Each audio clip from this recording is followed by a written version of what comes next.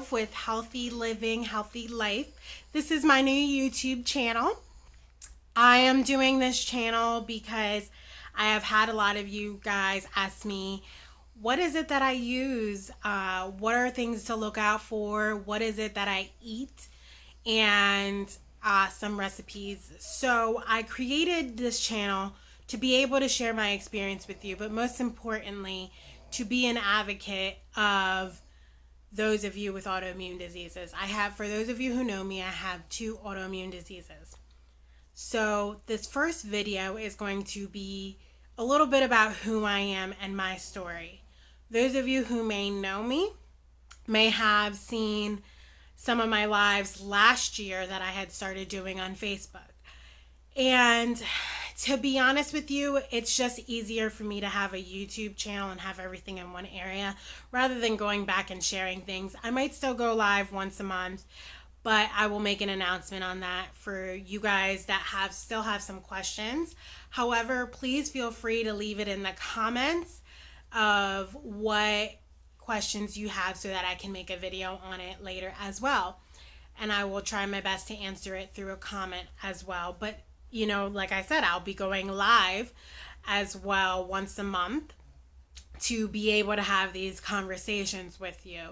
I haven't quite decided on the date on that, but I am creating this to tell my story. A year ago, I wasn't ready to tell my full story. Today, I am.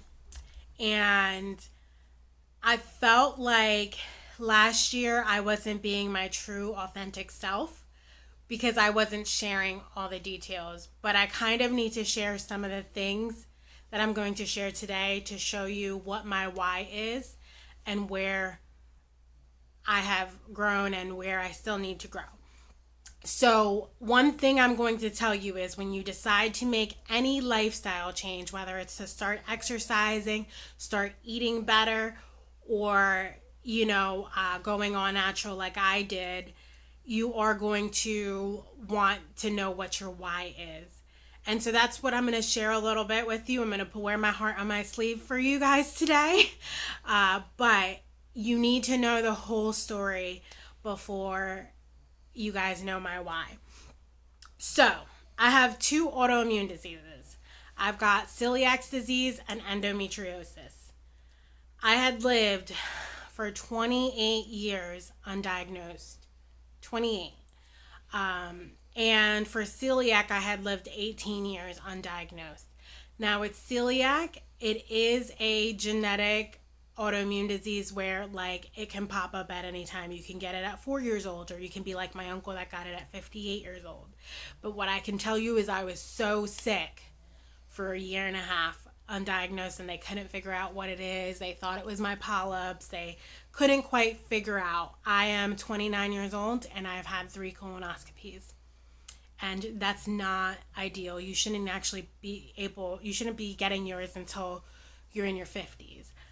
That being said, I was having issues, so I had an upper endocostomy and a colonoscopy done, and I had major blood work, and finally after a year and a half, after I had a conversation with my uncle, my uncle was like, well, what about celiac disease? And so they tested me for that, and I ended up being positive for that. So that is number 1, why I eat gluten-free. Now, if you guys can hear my dog snoring, just know that's my little puggy. You guys may hear her throughout some of my videos. Maybe I'll show you her at the end, and same thing with my Zeke, my boy pug. But anyways, so that was my first thing. My first thing was I was getting so sick. I would cramp over in pain, with celiac disease, and we couldn't figure out why. I will never, ever go back to not eating gluten-free. Even if they found they're working on some injection to help with celiac disease, the reality with that is that's just suppressing the disease, not changing it. So I still believe I'll still get the mineral deficiencies and stuff that I was having pre-diagnosis. Now, I can tell you that if you eat gluten, it is a very crippling disease. I don't know how some people are like, yeah, I'm going to cheat. No, I don't even want to think about it because I get so sick and I'm knocked out for days and I'm in the bathroom for days. The second thing is, guys, if you are watching, you may want to tune out for like 2 minutes because I'm going to talk about endometriosis.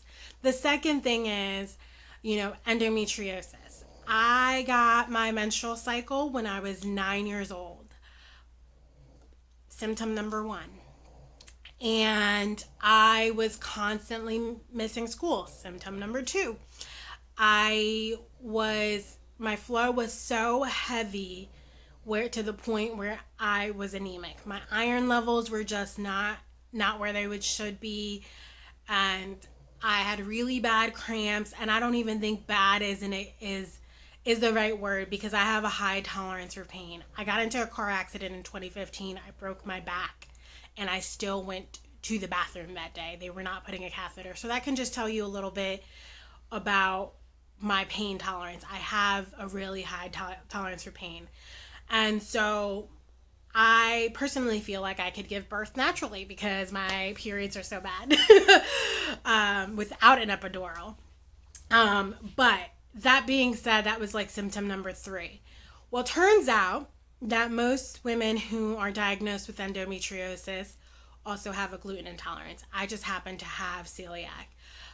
So some foods you should stay away from that my doctor has said was dairy, soy, and sugar. So those are 3 things. And I'm, again, in a later video, I'll be talking a little bit about what I eat and why I eat the way I do, and just some recipes on that. But I want to talk to you about how I got to both of my diagnoses, but mainly endometriosis. I want to be an advocate for those of you who've got autoimmune diseases or any disease or anything that's going on that you may not be getting answers for. So with celiac, like I said, I was getting so sick in pain. I was actually passing out. I remember that I think it was like 2010. Yeah, that I passed out. There was like an earthquake apparently in New Jersey, which is like rare, and you didn't even really feel it.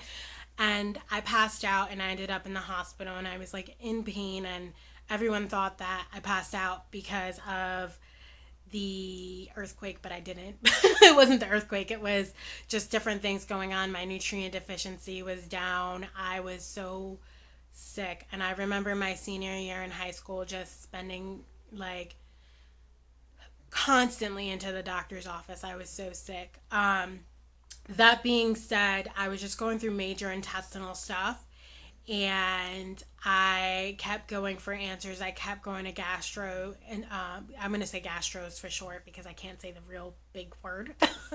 But like I said, after a year and a half, they finally diagnosed me. Endometriosis. I've always gone to my doctors about, my cramps and my periods and just what my body was doing. And they always just was like, oh, here, we'll put you on birth control. It'll be okay. And birth control for a while helped until I started getting migraines. I started getting really bad migraines, and then they tried to put me on migraine medication. Now, I'm a big advocate for me. I was born at 6 months, and I was born with 1 functional kidney. So I chose not to go on the migraine medication because I have 1 functional kidney. I want to do the best thing for it, and I want to keep it healthy, and it wasn't medication for migraines. So this is going to go into a personal story that I decided I'm going to wear my heart on my sleeve for you guys. So they just changed me to a progesterone-only birth control. At that point, sometime in the switch of the birth control, I ended up pregnant. And that was miscarriage number 1. Had no answers. They were like, it's your first miscarriage. There's not really much we're going to do on blood work and all that. Fast forward to a year later. Mind you, at that point, I decided I was no longer going to be on birth control, and they actually told me that I couldn't be on birth control for a year and that if I did want to go on one, I would go on the non-hormonal IUD. I didn't want to go on an IUD. So I just stopped being on birth control. Fast forward to a year later, I ended up pregnant again, and I miscarried again. And I will say that I went to another doctor because my first doctor was not listening to me, and actually told me that I wasn't pregnant, but that was just because she did blood work too soon. And so I ended up going to another doctor. She was phenomenal, super sweet, but still wasn't getting me the answers I needed. She did blood work on me, tried to check for different genetic issues, and she's like, you don't have genetic issues. She goes, but have you ever heard of PCOS? And I'm like, yes, and I don't have it, you know.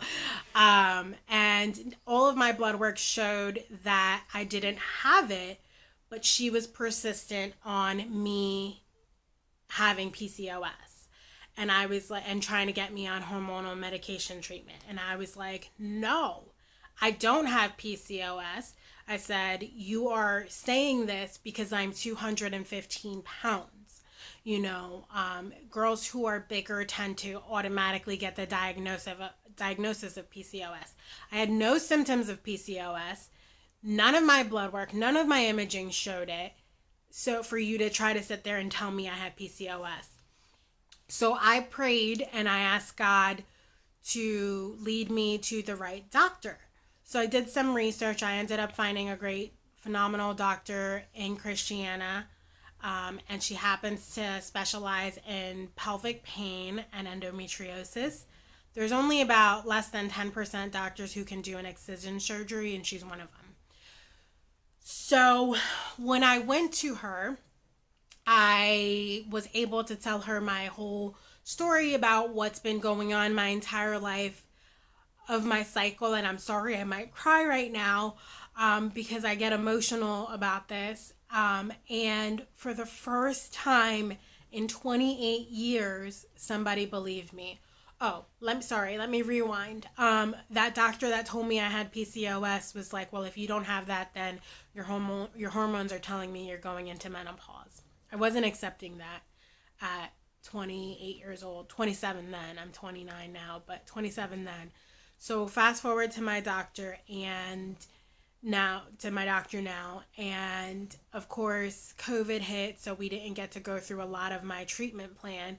But one of the things that she did talk to me about was changing my diet, guys. But can I tell you, for the first time in 29 years, I had a doctor believe me.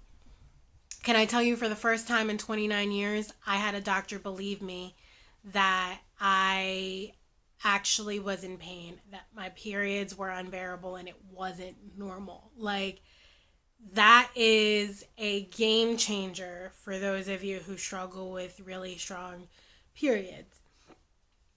That being said, her treatment plan was, of course, excision surgery, which I still have to get. There's changing my diet was a big one. I had to change what I was eating.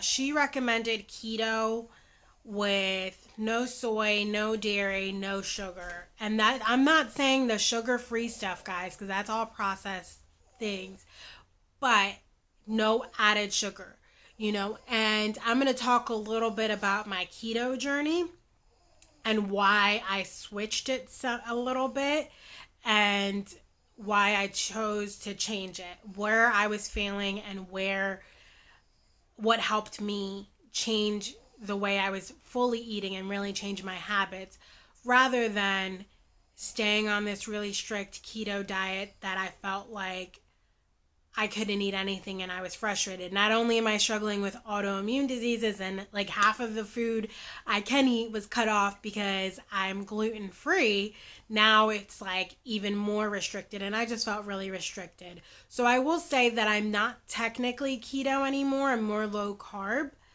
But I will talk a little bit more about that on other videos. The other thing I do want to say was, this was the first time in 28 years that I ever had a doctor talk to me about nutrition and how the foods you eat can feed your body, you know. So that's going to be my next talk. It's going to be about the foods you eat and how they feed your body. And my next talk is also going to be about this journal. It says eat better, feel better, live better. And it's a 52-week journal.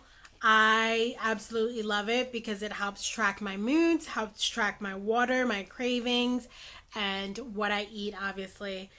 And then there's some questions throughout the week, like what could I have done better? And it asks you your why.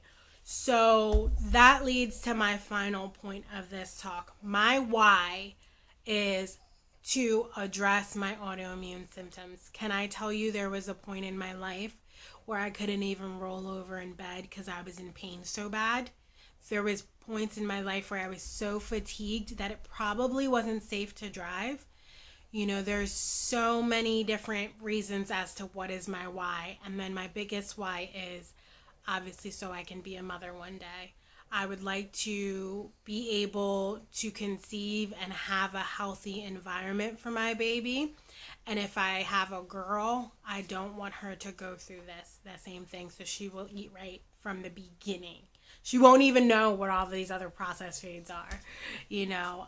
Now, I will say that my diet is not where it should be 100% all the time, but that is what this journey is about. And I will explain some of the things where I have failed, where I continue to fail, and what I'm going to do about it and what I have been doing about it. Anyways, I hope you guys enjoyed this, and I hope that it gives you some hope. So that being said, I will see you guys next Wednesday.